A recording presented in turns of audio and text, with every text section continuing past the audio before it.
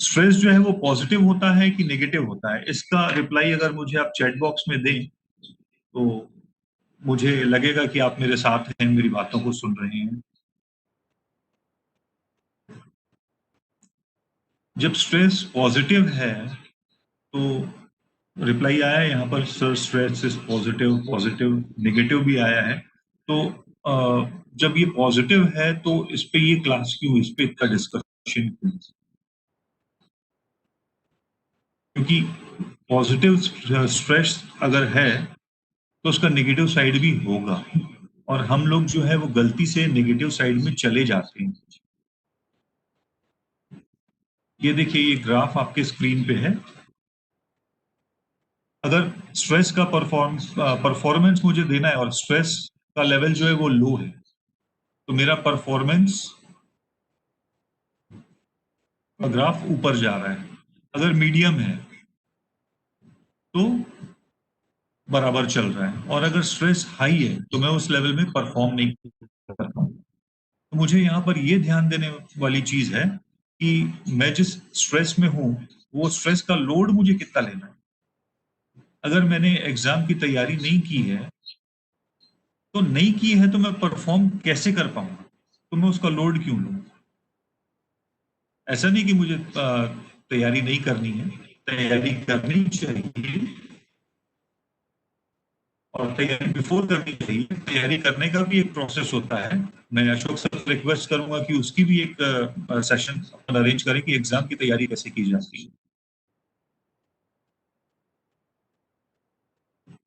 और अगर मैंने उसका लोड बहुत ज्यादा ले लिया तो मेरी हेल्थ पे उसका असर पड़ेगा, तो मुझे वो नहीं करना है। पहले तो ये मुझे ये डिसाइड करना है कि मैं जो स्ट्रेस ले रहा हूं वो चीज मैं कर सकता हूं कि नहीं कर सकता हूं, वो चीजें मेरे हाथ में है कि नहीं है। कहीं ऐसा तो नहीं कि मैं उस चीज के लिए टेंशन ले रहा हूँ, तनाव ले रहा हूँ जो मेरे हाथ में है ही नहीं।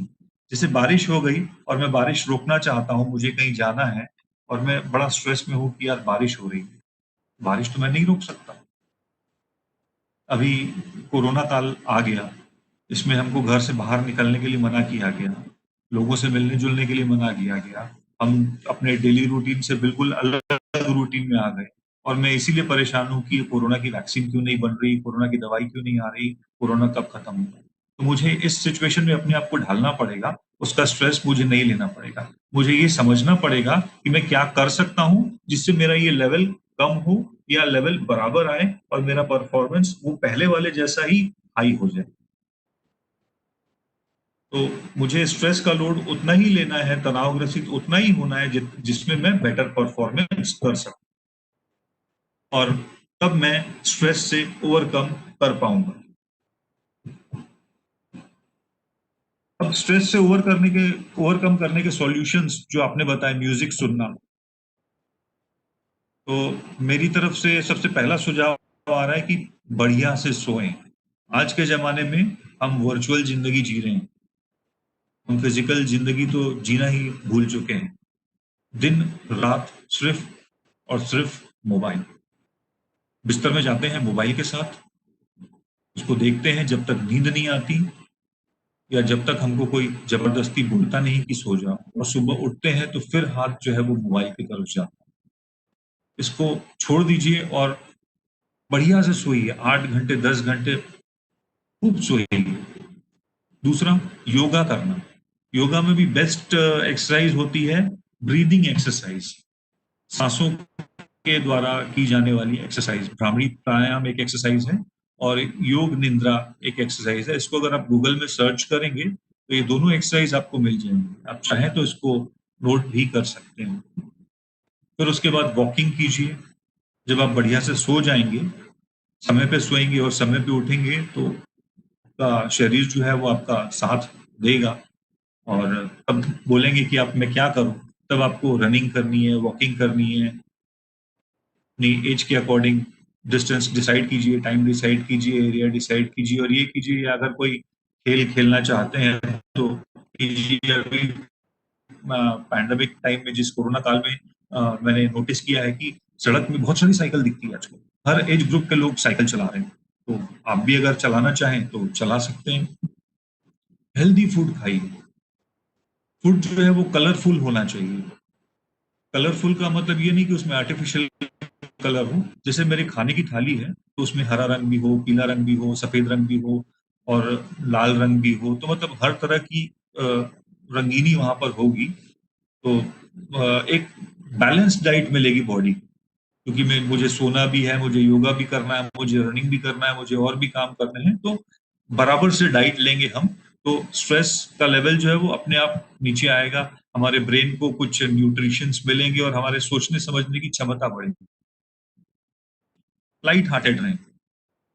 बदला लेने की भावना मन से निकाल दें। माफ कर दें। अगर आपके साथ किसी ने कुछ गलत किया है, आपको ऐसा लगता है कि गलत किया है, हो सकता है कि उसने कुछ और इंटेंशन से किया हो, गलत करने की उसकी कोई धारणा नहीं रही हो, तो उसको माफ कर दीजिए। जब भी आप किसी को माफ करेंगे, आपका स्ट्रेस लेवल बढ़िया से नीचे आ जाएगा। ह्यूमरस रहिए, मस्ती मजाक कीजिए, लेकिन अपने बराबर वालों के साथ, दोस्तों यारों के साथ, हर किसी के साथ नहीं। ह्यूमर को लाइफ में स्पेस दीजिए, उतनी जितनी सहन की जा सके। सिर्फ टिकटॉक के उल्टे सीधे वीडियो बनाने के लिए नहीं। एक टाइम टेबल बनाइए और उस टाइम टेबल को फॉलो कीजिए। यहाँ पर मुझे एक बहुत अच्छी लाइन याद आती है, मैंने लिख ली है यहाँ पर कि अगर मैं भूल जाऊं तो मैं बता सकूं। Plan the work and work on plan. मतलब अपने दिनचर्या को एक रूटीन बनाइए और उस रूटीन पे आप काम कीजिए, तो आपको पता लगता रहेगा कि आप कहाँ लेट हो रहे हैं। जैसे हमारी भारतीय रेल है, समय पे आती नहीं लेकिन टाइम टेबल है। ये ट्रेन आएगी 10:50 पे, लेकिन ट्रेन आती है 11:20। तो हमको पता लगता है कि हम आधा घंटा लेट हुए हैं अपने समय से। तो हमको ये भी पता लगता रहेगा, अगर मैं एक अपना टाइम टेबल बना लूं तो मुझे ये पता लगता है कि मैं कहाँ लेट हो रहा हूँ, मुझे कौन सी चीज को कितना समय देना था और मैंने कितना समय दिया, तो मैं उस चीज को सुधार सकूंगा। एक जापान में अगर ट्रेन 10 रेलवे अथॉरिटी उस ट्रेन के पैसेंजर्स से लिखित में माफी मांगती है। और जो टाइम टेबल मैंने अपने लिए बनाया उसमें अगर मैं लेट हो गया तो मुझे अपने को क्या करना चाहिए, सोचने वाली बात है। और एक है कि सिर्फ करना पड़ेगा, और कोई स्ट्रेस से बाहर आने का कोई दवाई नहीं है, कोई कुछ नहीं है। मिल जाएगी मार्केट में, डॉक्टर दे देगा, लेकिन उसके साइड इफेक्ट इतने होंगे ना कि वो बॉडी को इतना खराब कर देगी कि आप बोलेंगे भाई जो मैं तनाव ग्रसित था वही ज्यादा अच्छा था। तो कीजिए और स्ट्रेस से बाहर निकलिए। और रेस्ट करना जरूरी है। एक पावर नैप होती है दिन की, 10 मिनट 15 मिनट की पावर नैप अगर आप लेना चाहें तो उसको भी कर सकते हैं। मेरे ख्याल से यहाँ तक मैं स्ट्रेस को समझाने में सफल रहा हूँ। अगर कोई कुछ पूछना चाहे तो अपने आप को अनम्यूट करके पूछ सकता है।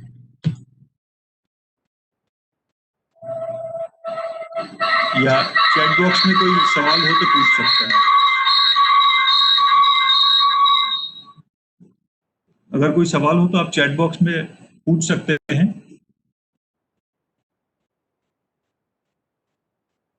ठीक है, चलिए अब बात करते हैं टीम की।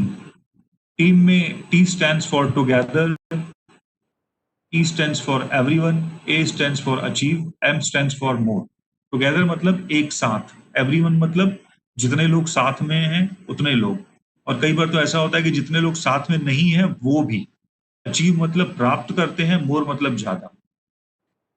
समूह में काम करने से हम ज्यादा कुछ प्राप्त कर सकते हैं।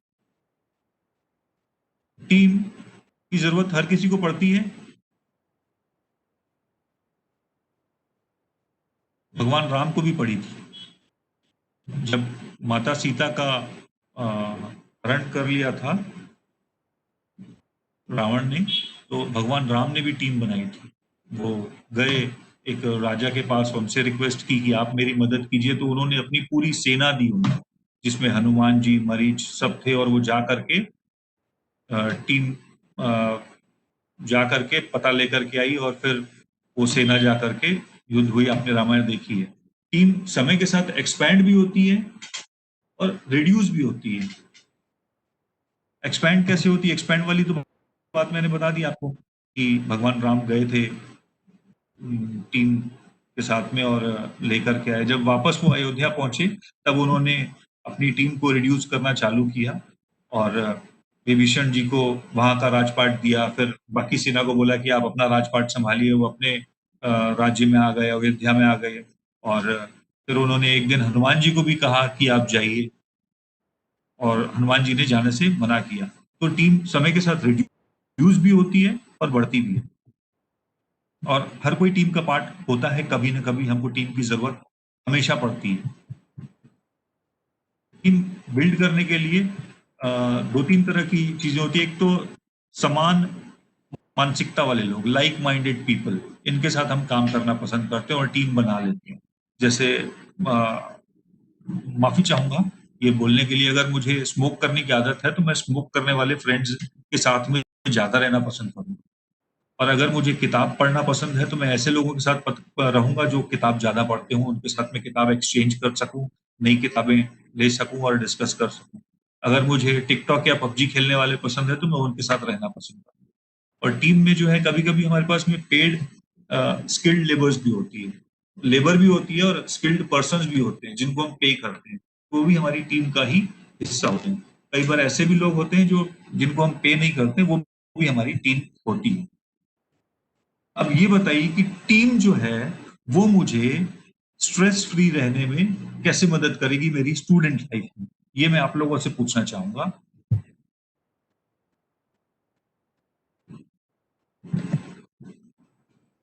मैंने यहाँ पर अपनी स्क्रीन जो है वो शेयरिंग बंद कर दी है, तो मैं आप लोगों से जानना चाहूंगा कि कृपया बताइए। अपने आप को अनम्यूट करके भी बता सकते हैं, आपको टीम की आवश्यकता कब कब पड़ी है? कोई बताना चाहेगा? Group study, very good.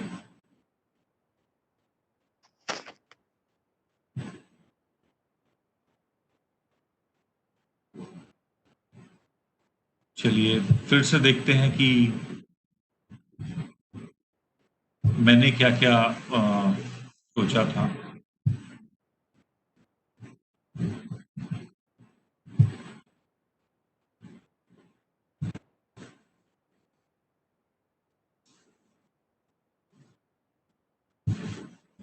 मुझे नोट्स एक्सचेंज करने के लिए टीम की जरूरत पड़ती है। कई बार मैं कोई क्लास मिस कर देता हूँ, स्कूल नहीं जा पाता हूँ, तो मुझे नोट्स चाहिए रहते हैं, मुझे बड़ी दिक्कत होती है। मैं अपने दोस्त से लेता हूँ, वो मेरी टीम का हिस्सा हुआ। कोई समस्या में फंस गया, कोई प्रॉब्लम सॉल्व करना है, तो मुझे टीम की आवश्यकता होती है। मैं अपने मेंटर से, गाइड से पूछता हूँ कि मैं इस समस्या में हूँ। हो सकता है कोई पर्सनल प्रॉब्लम हो, तो उनसे मैं पूछता हूँ, अपने बड़ों से सलाह लेता हूँ। डेली टास्क, मेरे कपड़े कैसे प्रेस होते हैं, मुझे कौन उठाता है, मेरा खाना कैसे बनता है, मेरा बिस्तर कौन उठाता है। अगर मैं करता हूँ तो ठीक है, लेकिन अगर मैं नहीं करता हूँ तो ये काम जो मेरे लिए होता है वो मेरी टीम करती है। मेरा पिकअप ड्रॉप, मुझे एक जगह से उठा करके कोई दूसरी जगह ले जाता है, तो वो मेरा टीम मेंबर है और मुझे टीम में सपोर्ट करता है। मुझे कभी कोई बीमारी हो जाती है, कुछ तकलीफ में आ जाता हूँ मैं, हेल्थ इश्यू हो जाता है, तो मुझे कौन सपोर्ट करता है, मुझे डॉक्टर तक कौन लेकर के जाता है। मुझे समय समय पे डॉक्टर ने 5 दिन की दवाई लिख दी, लेकिन वो समय समय पे 5 दिन पे 5 दिन दवाई कौन देता है, मेरा टेम्परेचर कौन देखता है, उस समय मेरी मदद कौन करता है, वो मेरी टीम है। एंटरटेनमेंट, जब मैं बोर हो रहा होता हूं तो मुझे एंटरटेनमेंट कौन से लोग करते हैं, टीवी या मोबाइल की बात नहीं कर रहा हूं। कभी कभी हम एंटरटेनमेंट लोगों के साथ रहने को पसंद करते हैं। तो मैं किन लोगों के साथ रहने में मुझे अच्छा लगता है, अच्छी फीलिंग आती है। गाइडेंस कौन देता है मुझे, मुझे भविष्य में क्या करना है इसकी सलाह कौन देता है। फिजिकल गाइडेंस भी होता है, मेंटल गाइडेंस भी होता है। जब मुझे मैं तनाव ग्रसित होता हूँ तो मुझे कौन गाइडेंस देता है, वो मेरी टीम। और उन्हीं टीम मेंबर्स का मुझे हमेशा संभाल करके रखना है। वो मेरे लिए जीवन में अनमोल है, उनका मुझे रिस्पेक्ट करना है, उनका मुझे भरोसा जीतना है और मुझे उन पे भरोसा करना है। उनके द्वारा बनाए गए रूल्स को मुझे फॉलो करना है। एक टीम वर्क का एक बहुत अच्छा उदाहरण मैं आपको यहाँ दिखाना चाहूंगा कि 3 लोग हैं, ये ब्रिज से इनको पार होना है और ऐसा है कि किसी को रुकना नहीं है। तो आप देख रहे होंगे आपके स्क्रीन पे कि ये टीम जो है बिना रुके यहाँ से निकल जा रही है। यही एक बहुत अच्छा उदाहरण मुझे समझ में आया टीम वर्क का, जो आपके साथ शेयर कर रहा हूँ। जब भी कोई कभी नीचे जा रहा हो हमारी टीम में, तो उसको उठाना, उसको गिराना, हमेशा सपोर्ट करना, कभी उसका गिराना नहीं नीचे। यही एक अच्छे टीम मेंबर का व्यवहार होना चाहिए। ये देखिए यहाँ पर 2 जानवर हैं और दोनों तरफ घास रखी हुई है और दोनों जानवर जो है वो घास खाना चाहते हैं, लेकिन रस्सी छोटी है, दोनों अगर एक साथ वहां जाते हैं तो वहां तक पहुंच नहीं पाते। तो इन लोगों ने क्या किया कि एक टीम बनाई। ये उसके बाद की फोटो है। उन्होंने कुछ प्लानिंग की, यहाँ पर कुछ प्लानिंग की और एक टीम बनाई। पहले उन्होंने ये घास खाई, फिर उन्होंने यहाँ पर आके घास खाई। तो ये पिक्चर जो है उसी चीज को सार्थक करता है जो हमने स्टार्टिंग में बात की थी टीम की, कि टुगेदर एवरीवन अचीव्स मोर। अब दोनों को 2-2 थाली से खाने को मिला है। पहले ये एक जानवर जो एक ही जगह से खाता, लेकिन अब इसके पास में एक दोस्त भी है और 2 थाली है। तो टीम का ये फायदा होता है। एक अच्छे टीम मेंबर की जो टिप्स हैं वो मैंने आपको बता दी है कि एक दूसरे का रिस्पेक्ट कीजिए, भरोसा तोड़िए मत और भरोसे में रहिए, प्रॉपर कम्युनिकेशन कीजिए, फॉलो अप लीजिए। अगर आपने कोई काम दिया है किसी को, तो फॉलो अप लेना आपकी जिम्मेदारी है। बी स्मार्ट वर्क कीजिए, हार्ड वर्क नहीं। ईगो बाहर रखिए, इस चीज को मैडम ने बहुत अच्छे से डिस्कस किया था। कोऑपरेशन कीजिए, सपोर्ट कीजिए और एक गुड टीम मेंबर अपने आप को साबित कीजिए। तो अब बारी है आप लोगों की, यदि कुछ पूछना चाहें पूछ सकते हैं।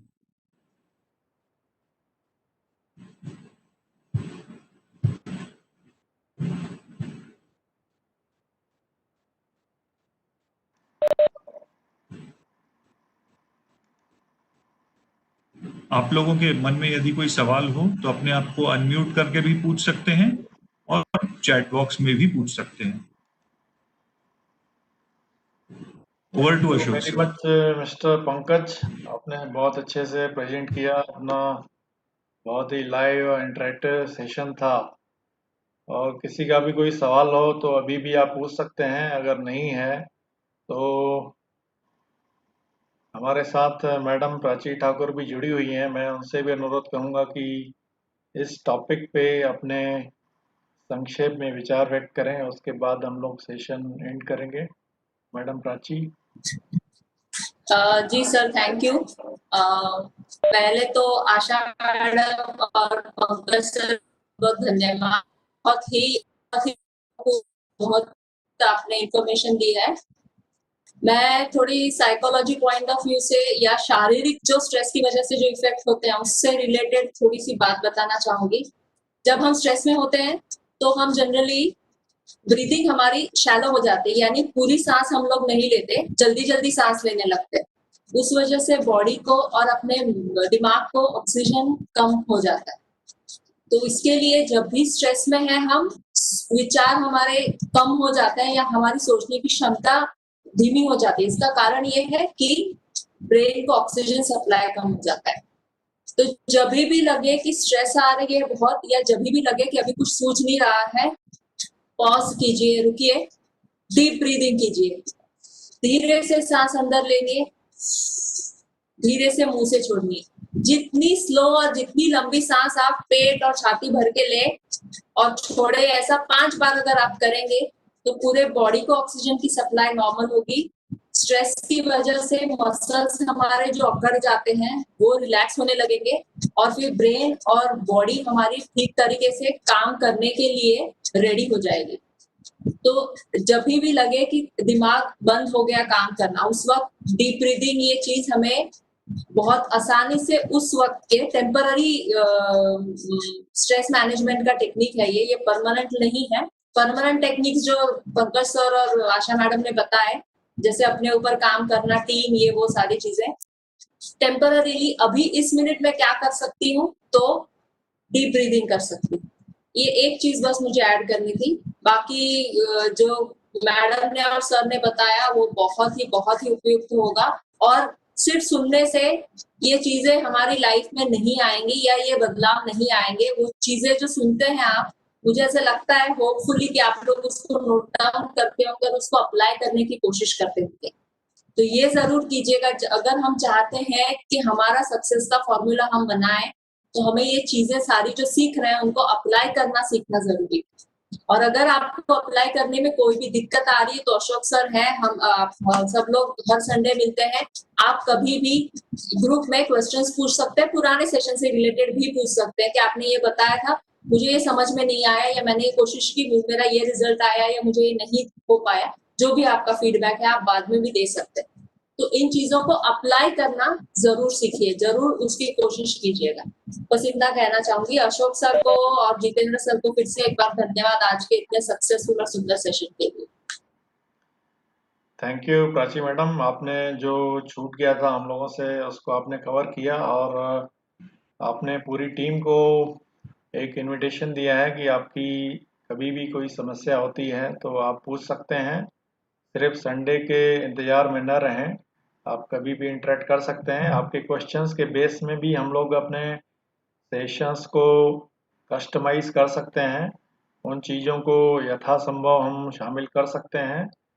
तो मैं आपको बताना चाहता हूं कि अगले हफ्ते हम लोग फिर इसी टाइम में मिलेंगे 11 बजे, और अगले हफ्ते का टॉपिक रहेगा लिफ्ट योरसेल्फ, मतलब अपने आप को उठाएं। ठीक है, तो अपने आप को कैसे उठाना है उसको हम अगले हफ्ते डिस्कस करेंगे। तो मैं जितेन मानिकपुरी से अनुरोध करता हूं कि इस सेशन को समाप्त करें। सर बीच में रोकने के लिए माफी चाहूंगा। हेलो सर, बीच में रोकने के लिए माफी चाहूंगा। एक सवाल आया है विक्रांत देशमुख जी का, तो क्या मैं उसका जवाब दे सकता हूँ? बिल्कुल, प्लीज कंटिन्यू। विक्रांत देशमुख जी ने पूछा है कि यदि कोई टीम मेंबर नेगेटिव हो जाए या एग्री ना करे तो कैसे मैनेज करेंगे। तो सबसे पहले तो हमको ये देखना पड़ेगा कि वो नेगेटिव या एग्री क्यों नहीं कर रहा है, क्या उसका कोई पॉइंट जो है वो वैलिड तो नहीं है। मैंने एक कुछ बताया उसको कि हम ये चीज ट्राई करते हैं, लेकिन उसने बोला कि नहीं नहीं करना है, वो एग्री नहीं हुआ, नेगेटिव चला गया। तो मुझे उसकी बात सुननी पड़ेगी कि कहीं उसके रीजन जेन्युइन तो नहीं है। और अगर मुझे ये लगता है कि मेरे रीजंस ज्यादा सही हैं और वो गलत हैं, तो मुझे टीम हेड को कांटेक्ट करना चाहिए। और उसके बाद भी अगर वो एग्री ना हो तो वो टीम हेड जाने। तो विक्रांत देशमुख जी, मेरे हिसाब से ये जवाब बेटर है इस सिचुएशन के अनुसार अभी। Thank you. विक्रांत जी हमारे साथ लगातार जुड़ते हैं, प्रत्येक सेशन में उनकी उपस्थिति रही है, और यदि उनके मन में इस प्रकार का कोई संदेह आता है, कोई प्रश्न आता है, तो वो हमारे सारी फैकल्टीज से पर्सनली कांटेक्ट कर सकते हैं। और जब भी हमारा ये मीटिंग रहेगा तब भी इस मीटिंग के माध्यम से भी सीधे लाइव संपर्क कर सकते हैं। और इसी के साथ हमारा आज का ये सेशन समापन तक आ पहुंचा है। आदरणीय पाठक मैम, प्राची मैम, पंकज जादवानी जी और श्री अशोक जसवानी जी, आप सभी का बहुत बहुत धन्यवाद। और विशेष रूप से धन्यवाद हमारे सारे ही पार्टिसिपेंट्स का, विशेष करके विक्रांत देशमुख और विक्रांत की तरह के हमारे उन सारे पार्टिसिपेंट्स का जो कि हमारे पहले एपिसोड से लगातार हमारे साथ में जुड़ते आ रहे हैं और लगातार हमारे साथ में सजीव संपर्क में बने हुए हैं प्रत्येक सत्र में। अगले इतवार को एक बार फिर से आप सभी से 11 बजे मुलाकात होगी, और हम आपको रिमाइंड कराना चाहेंगे कि पिछले 2 सत्रों से ऐसा हो रहा है कि हमारी मीटिंग बीच में अचानक ब्रेक हो जाती है और उसके बाद हम दोबारा जुड़ते हैं, तो इस बात का अवश्य ध्यान रखिएगा अगले इतवार भी। जसवानी जी, फाइनल वर्ड्स आपकी तरफ से। हाँ, थैंक यू जितेन जी। इस सेशन में आप लगातार बने रहें और हमारे साथ फर्स्ट सेशन से आप जुड़े हुए हैं। तो मिस्टर पंकज जादवानी, मैडम प्राची ठाकुर, आशा मैडम हमारे साथ नहीं है, और बाकी सभी पार्टिसिपेंट्स का एक बार पुनः धन्यवाद। और अगले हफ्ते फिर से जुड़ते हैं लिफ्ट योरसेल्फ सेशन के साथ में। Thank you very much. Thank you one and all. अपना ध्यान रखिएगा, अपना ख्याल रखिएगा। अगले सप्ताह फिर से मुलाकात होगी।